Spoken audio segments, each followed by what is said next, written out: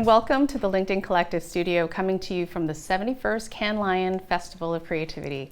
I'm Jia Hyun, VP of Strategic Accounts at LinkedIn, and I am very excited to be here today with Scott Larson, SVP and Global Head of Brand and Creative at Salesforce. Thanks for having me, Jia. Well, I want to start by sharing a quote from a great creative named Scott Larson, who famously said, B2B should not stand for blah to boring. It should be for bold and beautiful. Tell us more, expand on that quote. I did say that, and I twist it depending on the audience. It could be brilliant to beautiful, it could be bold to brilliant. What's behind it is there's a conventional wisdom that B2B needs to be really straight and lack any sort of provocation and things like that. And whether it's B2B, B2C, at the end of the day, I truly believe it's B2P, business to people. You know, I believe that while technology may be timely, storytelling is timeless. And we always need to connect with human beings where they are and relate to them with stories that are truthful to the human condition. And that whether we're advertising for a rock or for LinkedIn or for Salesforce, we have to find that human truth and then tell a story to connect with people. Yeah. And part of connecting with people is hitting that emotional tone and getting that resonance, right? And we are at the Festival of Creativity, and one of the things that we've been talking about over the last few years, particularly in the B2B sector, is we are in a crisis of creativity. We've been so excited about the tech and the data and the infrastructure around advertising that we kind of forgot that we are in the business of creative storytelling. So let's talk about the state of... I mean, and the word you used is right. We forget sometimes. I don't want to come off as preachy because it's basic stuff, but it's always good to come back to the basics. And the basics are we are human beings and we have to tell a story. Yeah. Ultimately, we have to make people care. Like I said, whether you're advertising a rock or a Salesforce, you have to make them care. You have to make them care intellectually with something that changes the way they think. You could make them care by changing the way they feel about a product. You could make them care by sheerly aesthetics. Often B2B brands, tech brands in particular, sometimes view brand as a logo or typeface or color.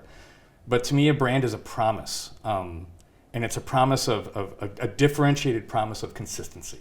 Right. When I go into a McDonald's anywhere in the world, I know I'm going to get the same kind of a cheeseburger and fries that I'm going to get in another part of the world. When I come in contact with Apple, I know I'm going to get elegantly architected hardware. Mm-hmm. A brand is a consistent product and a promise, and it has to be differentiated. And then that's what can help lead you to make people change the way that people think and feel and make them care. Yeah. And so at the end of the day, you're right. We have to get back to storytelling and touch people emotionally. I mean, what's been really interesting to me is the fact that someone with your title, particularly in B2B tech, is few and far in between. I can probably count on one hand the number of folks who are senior execs at B2B tech companies who carry the title of creative. So talk to us a little bit about your journey to this seat and the importance of instilling that creative discipline in a B2B marketing engine. Because as we both know, oftentimes we conflate, especially in B2B tech, selling with marketing. Yeah. And a lot of marketing that we think we're doing is essentially just selling. They're just bulletins. Correct. And at the end of the day, you don't remember a bulletin, but you'll remember a brand. I think the LinkedIn ratio is the 95-5 ratio, which I fully believe in, that 95% of people already have a brand in mind. And when the day comes that they have to make a purchasing decision, if that brand's already in their mind, they're more likely to go with you. So getting the brand in your mind in the right way, the brand promise, letting it resonate with people in the right way is so important. I came up, 25 plus years in the agency world, sort of a poor man's Don Draper, I like to say. But the tenets are still the same, changing the way people think through the heart and the mind. And in B2B, and tech in particular, often companies market by pounding their chest because we're really proud of what we make. Look at this thing we make. Look at this widget. These are the features. And to your earlier point, it's so simple to go back to the basics. And we have to remember that we have to flip the mirror and look at what's in it for them.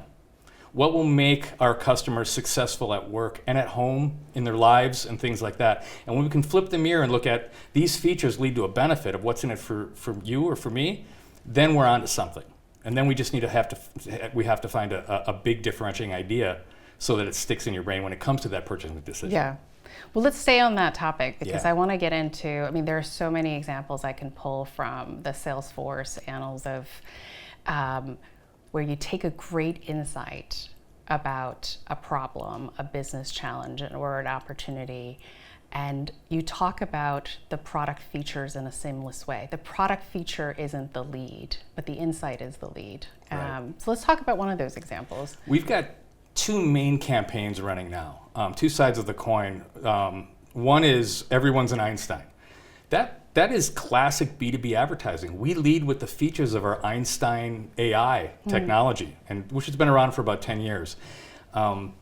We showcase customers using that technology, asking it questions, generative AI questions, and then when they get the answers, poof, they have Einstein hair and mustache, no matter who you are. And so what it shows is this product feature solves this problem for you, therefore you are an Einstein for using it. And there's a little, there's a wink and a smile with the campaign, which again in B2B, I've heard at the festival this year a lot of talk about comedies coming back to B2B. Like I said, make them care, whether you make them laugh, cry, think, get turned on aesthetically, make them care. And the Einstein campaign is classic feature benefit advertising. On the other side, we have a campaign called Ask More of AI. And there we use Matthew McConaughey to help us ask the tough questions of AI. The first spot we did, he's dressed up like a cowboy, and he comes and says, well, if AI is the new Wild West, well, who's the sheriff around here? And just by asking the questions, the tough questions, which we do to ourselves every day, it hopefully puts us into a leadership position, a thought leadership position of being trusted. We're willing to ask the tough questions, and we will hold your hand, and you can trust that we're in this together. We will ask the tough questions. And so that's another form of B2B advertising that feels very brand awareness level, but it's actually pushing right at product and right at generative AI and our Einstein One platform and things like that. So there's many ways to skin the cat, but all of them are coming from a place of storytelling and hopefully engaging people in a way that's a little more engaging, memorable, and insightful than a bulletin, than just pounding our chest and saying, look what we made. Absolutely. And it really does break through the clutter. I think the humor, the storytelling, even the visual representation in the feed, it stands out. And kudos to you. Curious, any surprising reactions from how the campaigns are landing? They're landing very favorably. Anytime you do something that breaks the mold in the B2B world, you will have people who still have those old conventional wisdoms questioning, well, that doesn't feel B2B, why are you, that's wasteful, what are you doing? But again, as we discussed earlier, the 95-5 rule that you guys talk about, getting in people's minds and staying there so that when the time comes that they need to make a purchasing decision, we're at the tip of their tongue, that's everything. And that's what we're hoping to do with the McConaughey work with Ask More of AI and the Everyone's an Einstein campaign. Amazing. And it is a joy to see it in the feed. So thank you for that. We're trying. Yeah. We're trying. So I want to close with, you touched on this earlier. You had a storied career as a creative, working on some of the most iconic consumer brands. When you decided to move the jump to B2B and specifically tech, which is, I'm sure, a completely different foreign world from the world that you grew up and lived in, for those aspiring creatives out there, what's your like I said, if you gave me a rock and a brief, I would have so much fun coming up with ideas for it. So at the end of the day, I say this all the time, I would probably do what I do for free if I didn't have to feed my two boys who are in college, right? Because I love what I do. And for any creatives that are out there, B2B, B2C, B2P, it doesn't matter. I've worked on sports beverages, video games, cars, entertainment, and tech. You can't live and work in the Bay Area without touching tech. Right. And it's funny, so 25 plus years, like I said, as a poor man's Don Draper in the ad world, I made the jump to Facebook, my first client-side job. And it was at a time where 15 years ago, creatives that were really or like to think that they're really in the game. You know, here at Cannes, you know, there's a lot of people playing at this level.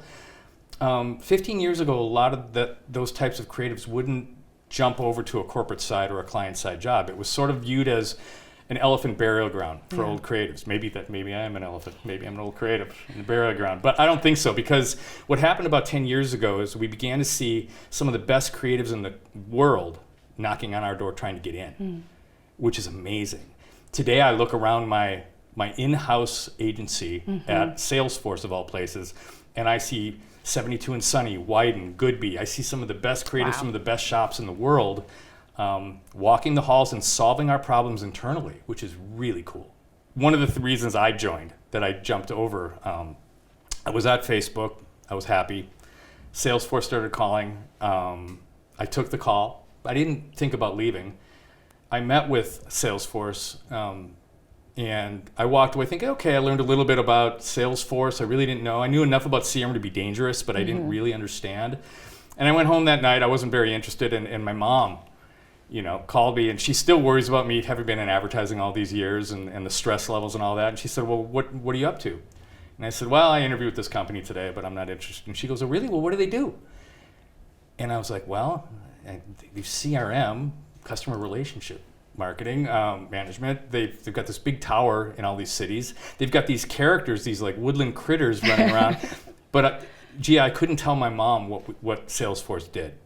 And I went to bed that night, and I woke up the next morning, and I thought, you know, that's a pretty cool challenge. And I called up Salesforce. I said, let's continue talking, because I think I would like to help you tell the world what Salesforce does. Now, a lot of people still don't know what Salesforce does, but we're moving the needle. In the last 5 years, we're getting there. And so my job's not done yet, but I'm having a lot of fun. Awesome. Thank you, Mom. Yeah, thank you, Mom. Well, Scott, this has been such a fun and insightful conversation, and unfortunately, we've run out of time. But thank you so much for being here, for sharing your perspective and your career journey. We appreciate you, and certainly at LinkedIn, we appreciate the way Salesforce is really changing the game in how B2B companies show up. Take care.